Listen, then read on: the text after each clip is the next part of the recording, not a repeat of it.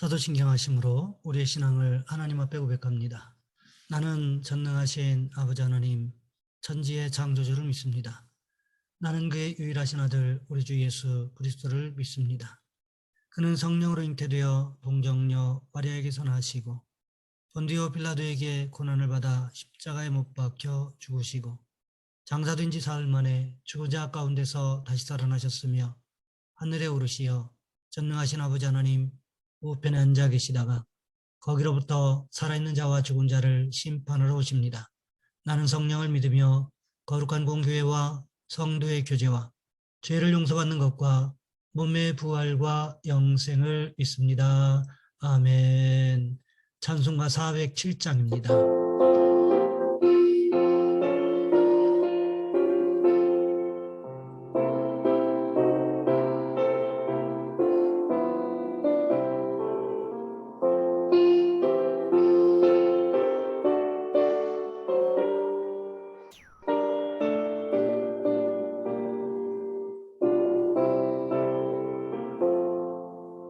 구주와 함께 나 죽었으니 구주와 함께 나 살았도다.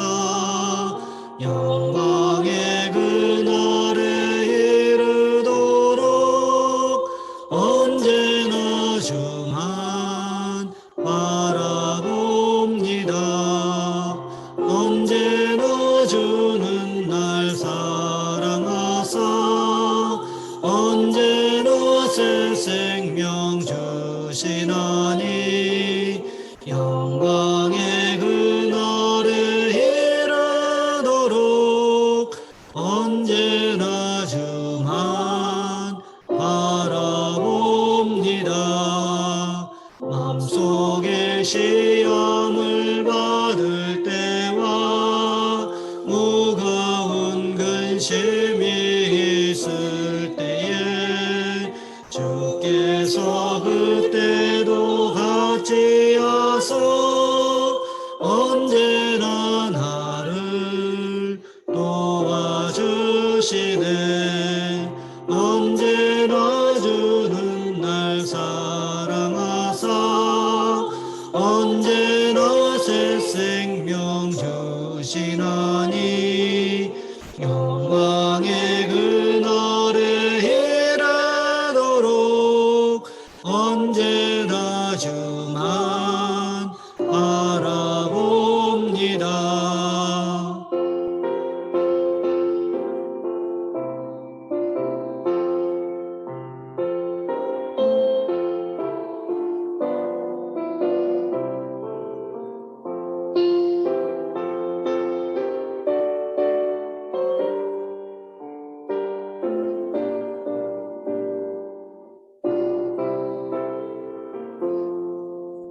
뼈아픈 눈물을 흘릴 때와 쓰라린 마음으로 단식할 때 주께서 그때도 같이 하사 언제나 나를 생각하시네.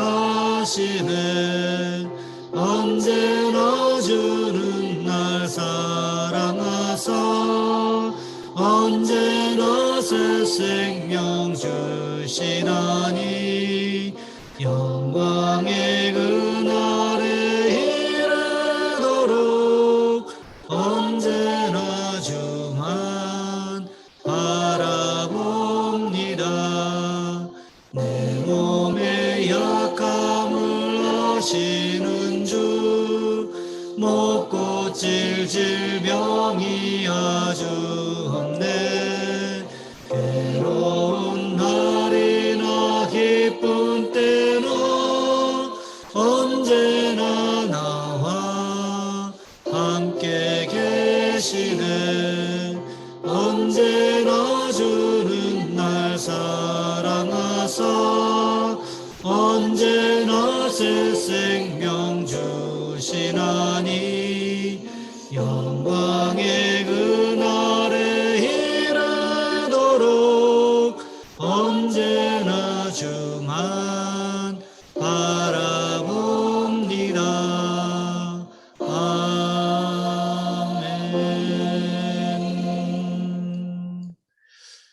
말씀 역대상 9장에서 보겠습니다.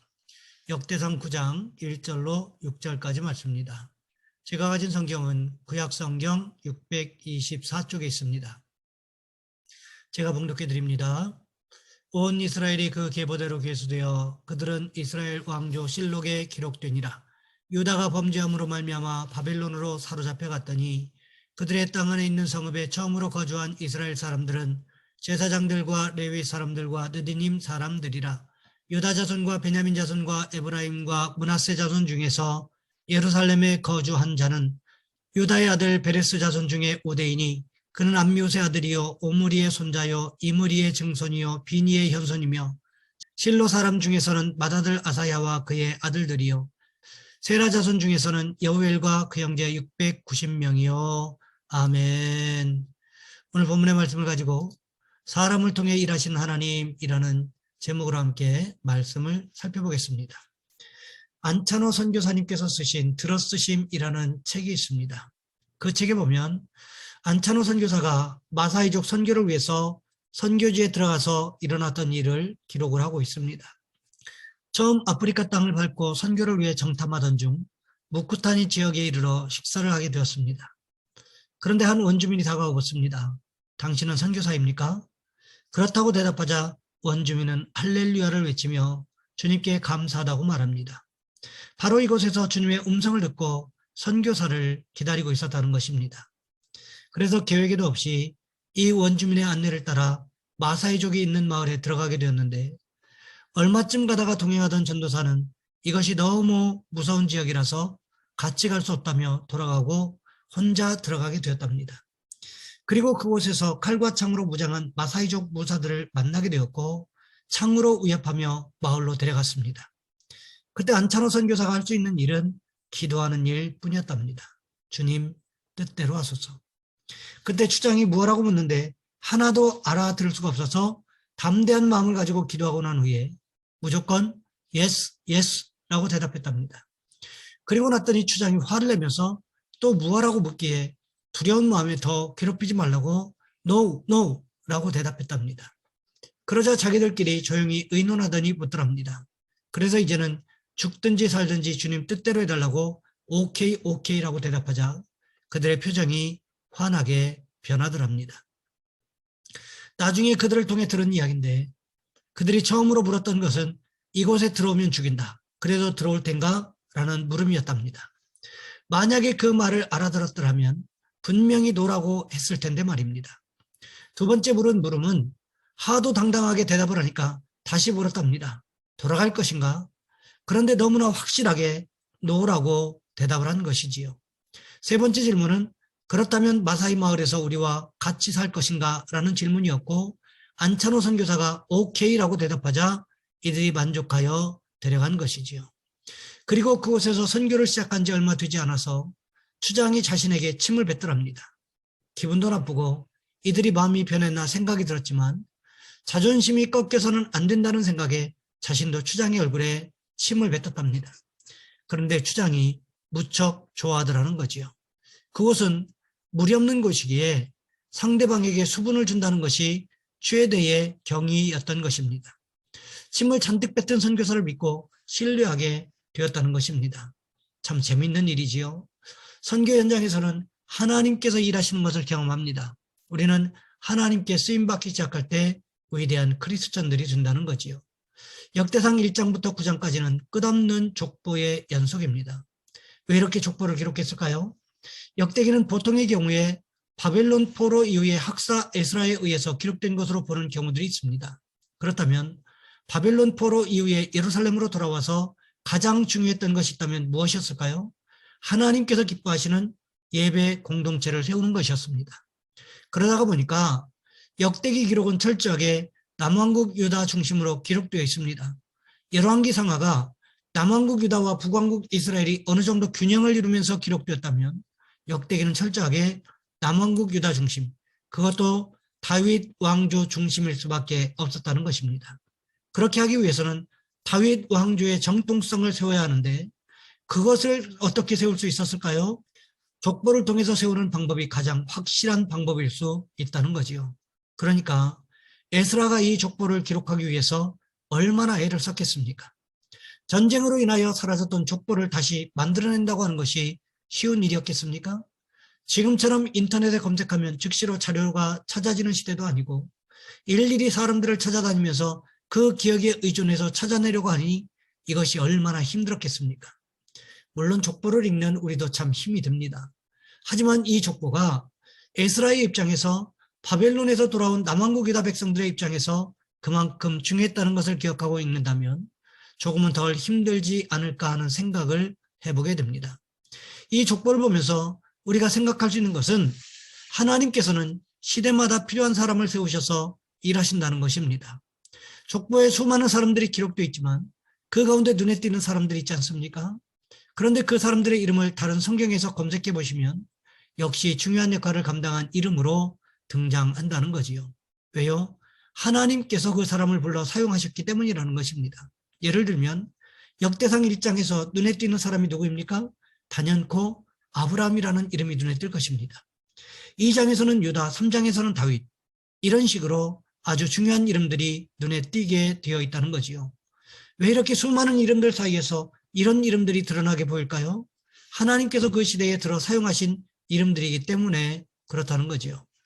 그러면서 계속 진행되던 남왕국 유다의 기록이 어디에서 멈추게 됩니까? 오늘 본문 1절 말씀해 보시면 이렇게 기록하고 있습니다. 온 이스라엘이 그 계보대로 괴수되어 그들은 이스라엘 왕조 실록에 기록되니라. 유다가 범죄함으로 말미암아 바벨론으로 사로잡혀 갔더니. 정확하게 기록하고 있지 않지만 어떻게 기록하고 있습니까? 유다가 범죄함으로 말미암아 바벨론으로 사로잡혀 갔다고 기록하고 있다는 거지요. 그러면서 그때 예루살렘 성읍에 거주했던 사람들의 이름이 기록되고 있는 것을 볼 수 있습니다. 여전히 하나님께서는 사람을 통해 일해 나가고 계심을 발견할 수 있게 된다는 거지요. 하나님께서는 혼자서도 충분히 인간 세계를 이끌어 가실 수 있는 능력이 있으신 분이십니다. 이것은 누구도 부인할 수가 없습니다. 하지만 하나님께서는 혼자 일하시는 것을 기뻐하시는 것이 아니라 항상 사람들과 함께 일하시기를 기뻐하신다는 것을 우리는 기억해야 한다는 것입니다. 모세를 생각해 보시기 바랍니다. 광야에서 모세 혼자서 모든 일을 다 감당했습니까? 그렇지 않지요. 천부장, 백부장, 50부장, 10부장들을 세워서 함께 동역했습니다. 거기서 그치지 않습니다. 형이었던 아론과 매형이었던 훌이 통역자로 세워져 있었습니다. 성막을 만들 때를 생각해 보시면 누가 있었습니까? 브살렐과 오홀리압이 있었다라는 거지요. 모세 때뿐만이 아닙니다. 다윗의 시대에도 여전히 다윗의 주변에 용감한 용사들이 있었다는 거지요. 이것은 신약 성경에 들어와도 마찬가지였습니다. 예수님은 12제자들과 함께 사역했습니다. 바울은 수많은 동역자들과 함께 사역했습니다. 그 가운데 우리가 잘 알고 있는 브리스길라와 아굴라도 있고 디모데도 있고 누가도 있고 바나바, 디도, 베베 이런 사람들이 여전히 많이 있었다는 것입니다. 하나님의 나라는 나 혼자 세워나가는 것이 아닙니다. 내 옆에 있는 동역자들과 함께 세워나가는 것입니다. 그렇기 때문에 우리 옆에 항상 동역자가 있는 것이 축복임을, 하나님께서 들어쓰시는 사람이 내 옆에 있다는 것이 축복임을 우리는 기억해야 한다는 것입니다. 하지만 중요한 것은 내 옆에 좋은 동역자가 있는 것도 중요하지만 내가 그런 좋은 동역자가 되는 것은 더 중요하다는 것입니다. 바라기는 우리 모두가 하나님께서 기뻐하시는 사역에 함께 동참하는 주인공들이 되시기를 주님의 이름으로 부탁을 드립니다. 이 시간 우리 한 목소리 함께 기도하겠습니다. 하나님께서 기뻐하시는 사역에 우리가 함께 동참하는 주인공들이 되게 하시고 내가 참 좋은 동역자가 될 수 있도록 인도하여 주옵소서. 또한 기도하실 것은 환우들을 위하여, 기저질환자들과 환자들을 위하여 영적으로 육적으로 강건함을 달라고 이 시간 우리 주여 한번 간절히 부르신 후에 한 목소리 함께 기도합니다. 주여, 사랑의 하나님, 우리를 도와주시기를 원합니다.